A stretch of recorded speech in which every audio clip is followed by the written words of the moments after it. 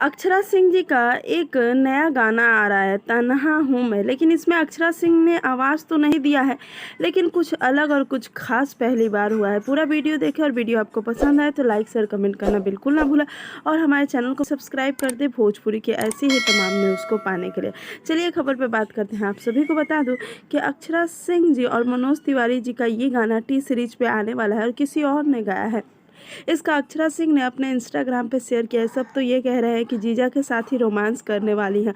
और आपको बता दूं, शायद अक्षरा सिंह जी मनोज तिवारी को जीजा जी कहती है, क्योंकि इन्हीं के दोस्त से मनोज तिवारी जी ने दूसरी शादी की थी। और अक्षरा सिंह जी इस बात से कभी भी इनकार नहीं करती हैं कि अगर भोजपुरी में कोई बहुत अच्छा हीरो है, मोस्ट हैंडसम हीरो उन्होंने कहा था, तो वो है मनोज तिवारी जी।